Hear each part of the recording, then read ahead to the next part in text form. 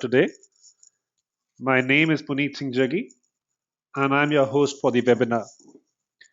Now, solar energy assessment has been at the core of my advisory work for clients ranging across 16 Indian states and 2 continents. You could reach me out at puneetjaggi@ezysolare.com, or you could also call into my landline or my phone number at 999802580. Now, before we start off, just wanted to lay some ground rules. This webinar is going to be roughly for about half an hour, within which we are going to cover the various factors which are going to impact the solar energy assessment at any particular location. Then we are also going to run a quick demo of how you prepare a solar energy assessment report. And finally, we'll look at a sample solar energy assessment report in order to understand its features and also to better understand of what value are you able to derive from such a report. Let me start with setting some ground rules first. You see a GoToMeeting panel in front of you. You can let me know whenever you have a question in mind by either raising your hand. There's a hand symbol on the left side corner. So you could either raise a hand and let me know of a question that you might have. I shall enable your mic and then you can ask the question for everyone to hear. Alternately, you can also write down your questions in the chat window and I shall reply back to you on the chat or on the mic. Finally, we at Easy Solar maintain a pretty active Twitter account, so you can also use a hashtag of Easy Solar Webinar to ask a question on Twitter. You may also follow us on various other social accounts that we maintain pretty religiously. We have got a fairly active Facebook account, a reasonably active Twitter account, and a decently looking LinkedIn page. So you could just log on to any one of our social platforms and leave us a message, say a hi, drop in a word anytime that you might want to. Now let me come to the subject of our webinar. A fun fact for the audience today is that it has been analyzed by Japanese researchers that Himalayas are the best place to set up a solar PV power plant. Now this might come as a surprise to some of you, but this is true. Not only do the Himalayas have the highest radiation, but it has also very low temperatures. And contrary to the popular misconception, a solar photovoltaic solar power system generates maximum in least temperature. Through this webinar today, the Easy Solar teams wants to talk about the factors that impact the generation expected from a solar plant and what are the steps involved in calculating it. I assume that we have a diverse audience who would like to know about solar energy assessment reports for different reasons. We might have some project owners amongst us who would want to calculate their savings by installing a solar power plant or might want to check the claims of any third party system integrator. We might even have some lending institutions who might want to check their assumptions, which in turn might decide the size and the terms of the loan. They also might be interested in knowing the uncertainty of these assumptions in place. Finally, we might also have some system integrators or vendors who might want to get a rough idea about the capacity that they should propose to meet the client's energy requirements, or who might want to get an independent verification done of what generation number they should quote to a client. The SEAR or Solar Energy Assessment Report is absolutely relevant to all the three categories. We have got different categories of solar installations as well. The residential systems, typically in the range of 1 to 20 kilowatt and needing about 10 to 200 square meters of space, are the most common. Then we have got the industrial and commercial buildings, who present a fantastic opportunity with the size of the solar systems typically ranging from 20 to 500 kilowatts. In most Indian cities, it is already viable to put up a solar power plant on commercial rooftops or industrial sheds. Finally, we also have utility scale power plants, wherein it takes hundreds of acres of land in order to set up a 20, 30, 40, 50 megawatt solar power plant. And it becomes extremely important to know the right figure that you're going to generate from the solar power plant so that you don't go wrong in your financial assumptions. Now, there are broadly three most important factors that determine the generation of a system. Number one, the ambient conditions. Number two, the size of the system. And number three, the engineering, which in turn determines the losses that a system has. We are going to cover all of these three factors in detail, but before that, the most important factor is how is your solar system going to be oriented? Now, everyone knows that the sun rises in the east and sets in the west. This knowledge somehow leads people to believe that the solar panels ought to face east. But in reality, the ideal orientation depends whether you fall in the northern hemisphere or the southern hemisphere. For India, which falls in northern hemisphere, the panels should face the south direction, while in Australia, which falls in the southern hemisphere, the panels should face the north direction. It is not that if the plant is not facing the right direction, then it won't generate at all. But we would see a reduction in the generation based on a departure from the ideal conditions. The next most important aspect is the radiation. The generation of any plant directly depends on the intensity of the radiation which is received at that location. In India, we typically get 1700 to 2000 kilowatt hour per square meter annually. There are various meteorological databases available from which this weather and radiation related information can be taken. The free database is NASA, while we have got Meteornom and Solar GIS, which gives this information at a cost. But this radiation is at a flat surface. In order to derive the maximum energy from our solar sun rays, we need direct radiation. So we do the mounting of the panels at an optimum angle, which for India is typically in the range of 15 degrees in the south and about 30 degrees in the north. An interesting fact here is that as we keep on moving away from the equator, the optimum angle at which the panels should be mounted also keeps on increasing. At equator, where the sun is directly overhead, we can have 0 degrees tilt, that is absolutely flat panels. But in Tamil Nadu, which is on the southern side of the country, we have a 15-degree tilt, while in Kashmir, which is at the northern aspect of the country, we have about a 30-degree tilt. Again, it is not that the plant won't generate at all if the tilt isn't optimum, but the generation would be reduced if the tilt is not ideal. Moving ahead, the radiation that we received on the inclined surface is then further multiplied with the total area that we have available. This in turn gives us the total energy that the panels can make use of.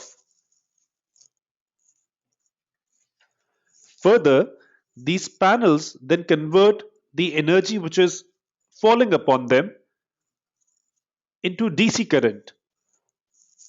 But as we all know, the DC power can't be used directly for most of our applications. So we need to convert that DC current into AC current.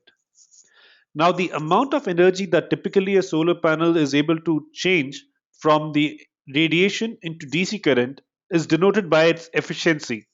So, a panel with 15% efficiency can make use of almost 15% of the radiation that is falling upon it.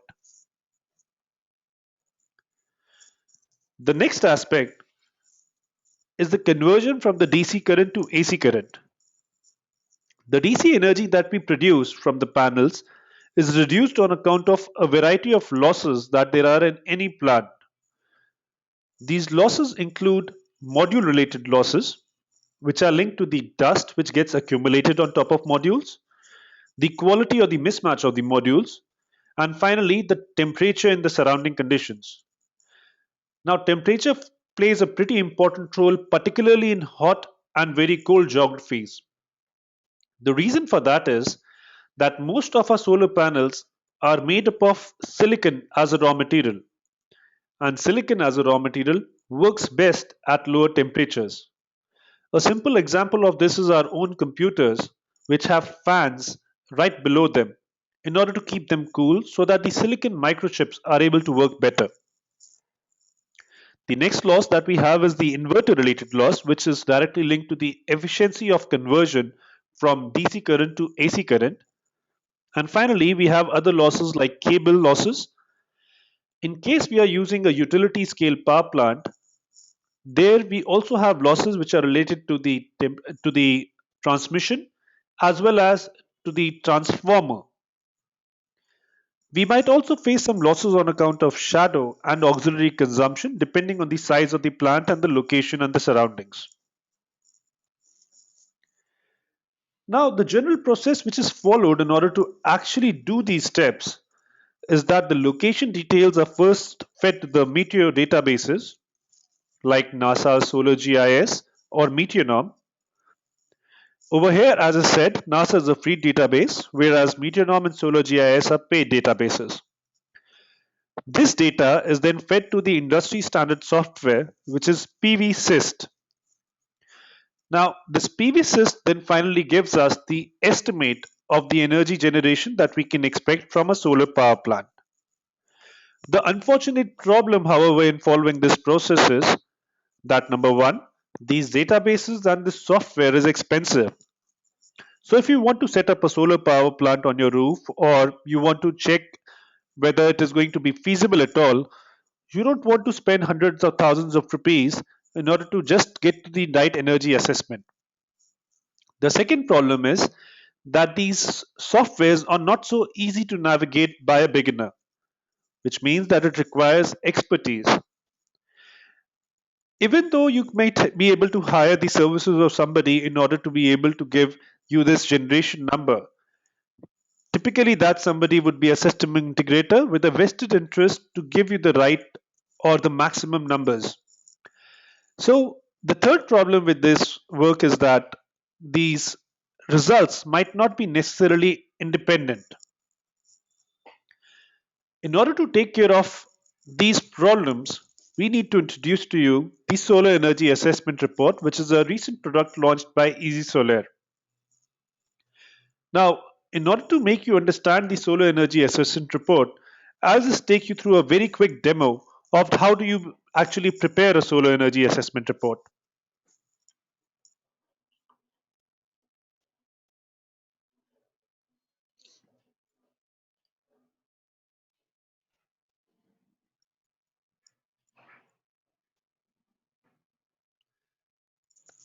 As you're seeing, I'm just logging into the website ezysolare.com.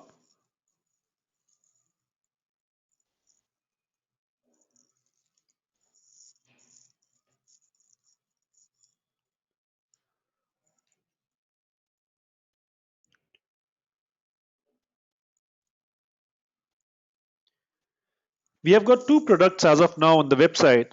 The Solar Energy Assessment Report, where you are able to get the assessment done for any site of any size. The second is the layout, where you can get a layout prepared online for you for any size at any site. Going ahead with the Solar Energy Assessment Report first.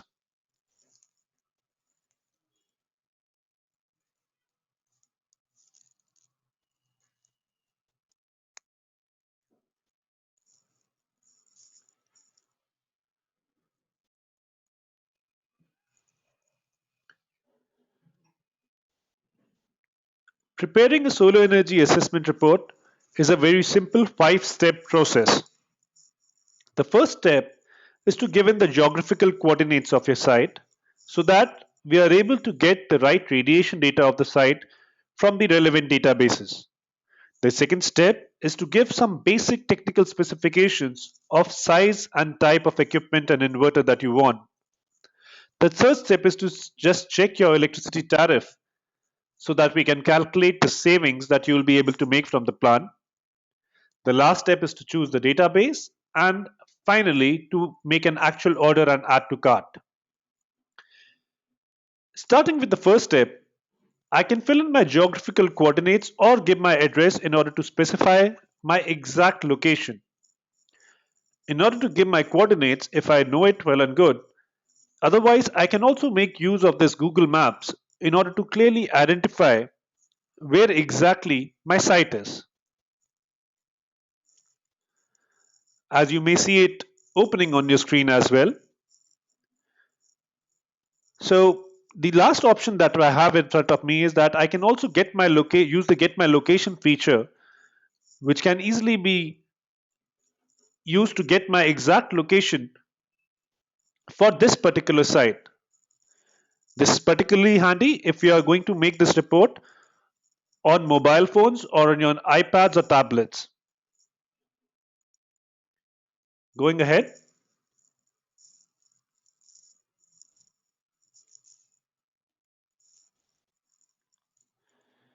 the next step that we have is to specify the technical specifications of my required project.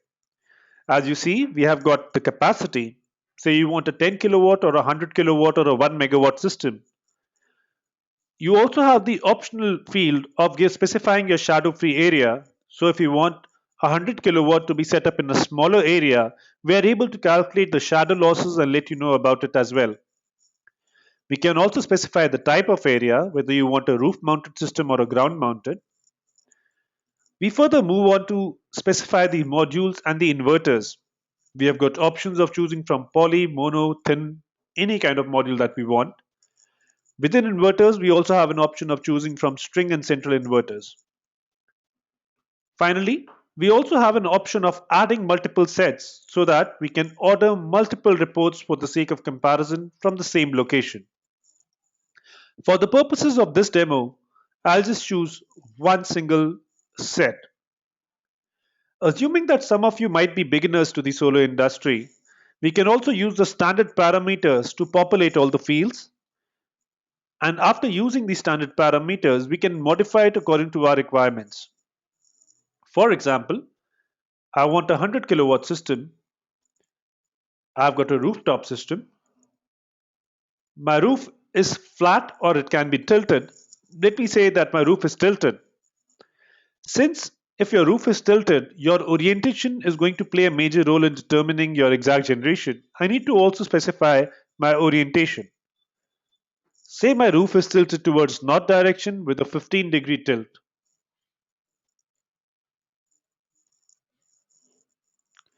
Going ahead, I can choose any module that I want. Say I choose the Canadian Solar 250 watt panel. Similarly, I can choose any inverter I want. Say I want a string inverter of Sunny Central for 11 kilowatts. In case there is anything further that you might want to specify, for example, the distance between rows that you might want to keep, or for example, if there is a major object which might cast a shadow, you can leave it in the remark section. Moving ahead with the solar energy assessment report,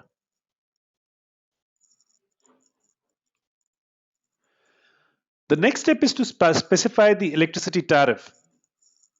Now, the way to specify the electricity tariff is that I just enter the one that is relevant to my location. For example, I am in the city of Ahmedabad and I've got 7 rupees at my electricity tariff.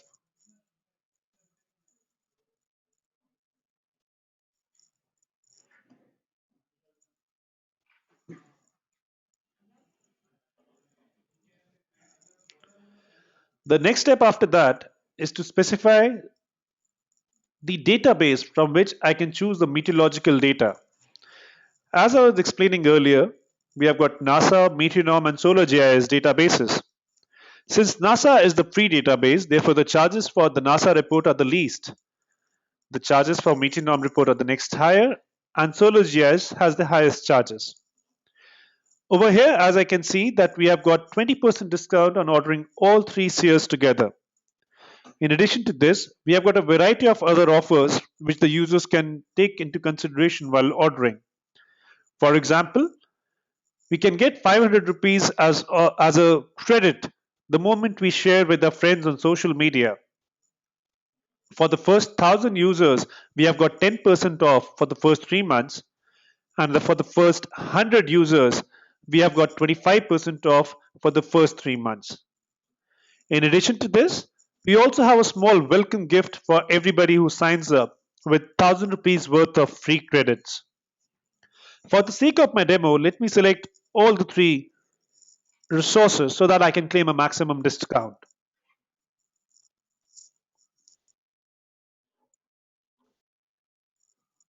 Here I can quickly review all the choices that I have made. In case there is anything that I see amiss In this particular sheet, I can always go back and make the editing required. My form seems perfect to me, so I'll just go ahead and add this order to the cart.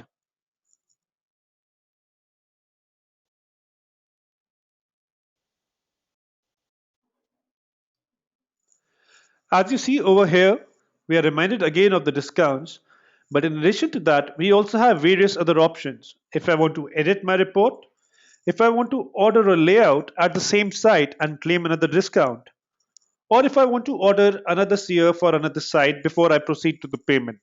Finally, I can order another layout for another site as well. For the time being, let me just go ahead and go forward and complete the transaction. In the shopping cart, I get to review my products once again. So I've got 100 kilowatt capacity, three different databases, NASA, Metronome, Solar GIS, each with a different rate, with a final order price of 2200 rupees. But considering that I ordered three CS together, that's why I've got a 20% or a 440 rupees discount. Let me go ahead with the checkout.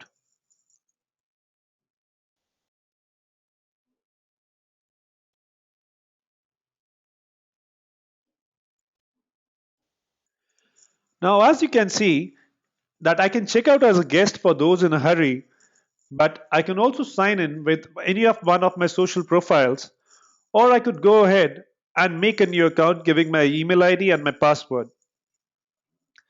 Considering that I'll be able to claim about 1000 rupees just free of cost by virtue of making a new account, I'll just use my Facebook account in order to do that.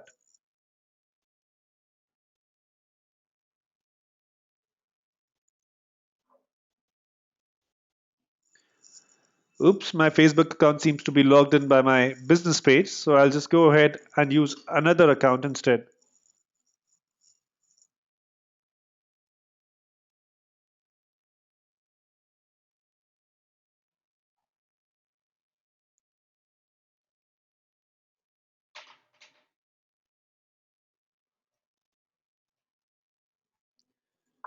So my LinkedIn account asks for my authority. I allow it access,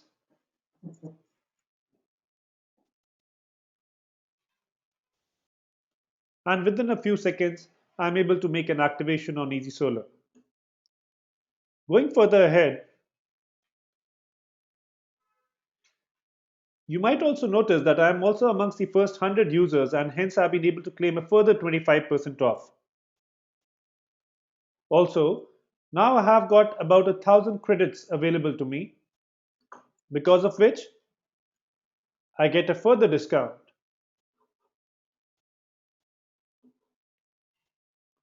All said and done, my bill, which was supposed to be 2200 rupees, is just left to a total of 210 rupees because a little bit of clever discounting everywhere. I can proceed with checkout. I can give him my billing information and then go to a payment gateway. So this is how we prepare a solar energy assessment report using ezysolare. Now, if there's anybody who might have any kind of questions, they can raise a hand, or alternatively also chat in the chat window or leave any questions for me.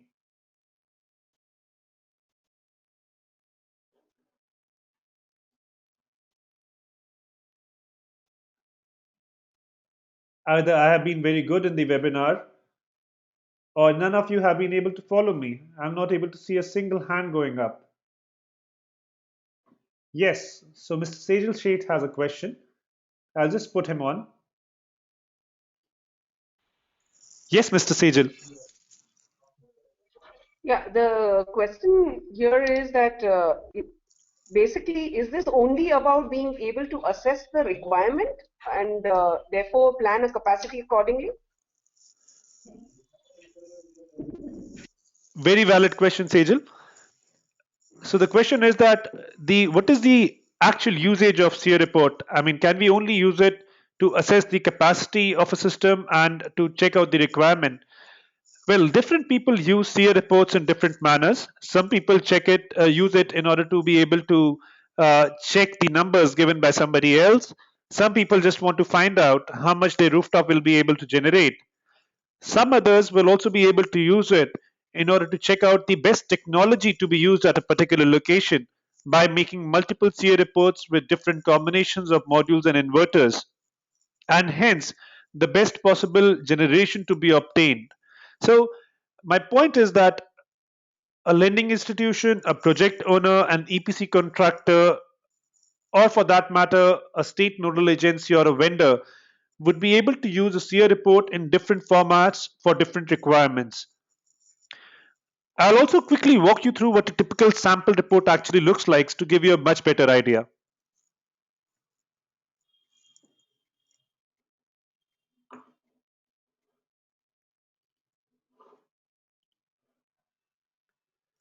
Now, this is how a SEAR report actually looks like. This is an 80 kilowatt SEAR report prepared for Kanpur in Uttar Pradesh.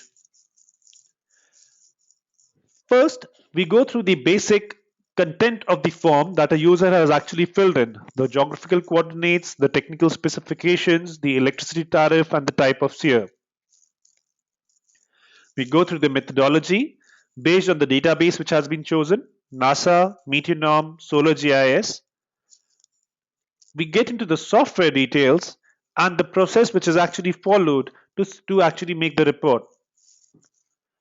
We further go ahead to give a small summary of the observations and the details of the project features, which include the latitude, longitude, altitude, the tilt angle, the number of panels that have been taken into consideration, the number of panels that we need to connect in series and parallel, the inverters, the number of inverters, finally, the expected energy generation and the specific production that we expect from our side. We also use some Google Map images in order to give you a better idea of the location, so you can just do a quick cross check in case there's a wrong location which has been given in the report. Finally, we have got a very detailed table which is able to give us a month by month breakup of what our horizontal radiation is, what our ambient temperature at the site was, what our global inclined radiation is, the wind velocity, and finally the energy which gets exported to the units. We also have a performance ratio which is able to give a good idea of how a system is going to generate or how a system is going to perform. We also have a graphical representation of these observations to understand the month by month variation between performance ratio, electricity production, and the radiation that we are receiving. After that, we have got a quick recap of all the losses that we have taken into consideration in order to better arrive at or better understand the assumptions that go behind making of the SEAR report. Finally, typically lending institutions always require a probability of or an uncertainty analysis so that they can get a P50, a P75, and a P90 numbers, which are derived by certain statistical formula. The SEAR report also gives these numbers upfront. And in case you have specified your tariff, you also get the savings that you are able to make on the SEAR report. We also share a very rich glossary of terms and conditions for anybody who's a first time user of this report or who is not very well aware about the solar industry. So you can read about radiation, losses, the various equipment, performance ratio, and so on. And like ever, you could always befriend us on one of our social media networks or just get in touch with us over an email or contact us directly on the address. I hope I'm able to answer your question. I'll just put you on unmute again if that solves your problem. Yeah, my question was one more. I guess you did answer the question significantly. I just Okay. wanted to understand how many of such assessments have you been able to do till now? Using ezysolare as the product or the app or whatever that you would like to call this. Sure. Uh, well, we have done actually hundreds of these assessments, but to be honest, these assessments were till date absolutely free of cost. So we used to get in a lot of queries from everyone, and we used to be happy to process them. This is the first time that we have put a charge on them, so we are yet to find out that how many payable easy solar assessments will we be able to make. In any case, the first Easy Solar report for everyone is free of cost as you get a 1,000 rupee credit every time that you make an account. I'll just unmute you once again, Sejal. Any further questions that I can answer? No, that's really nice of you. Thank you so very much. Thanks I a lot. thought the webinar was pretty interesting. Thank you so much. Thank you so much. If there's anybody else who might have a question, you can always write into tanvikapoor@easysolar.com. That's the same email ID from which you had received an invite. Or alternatively, you could write to me at punitjaggi@easysolar.com. We look forward to getting you on board with Easy Solar. We also look forward to meeting you at one of our social platforms. Thanks a lot for being such a kind audience. A link to this webinar, as well as the slide deck and a sample SEAR report, will be sent across to you along with a thank you mail.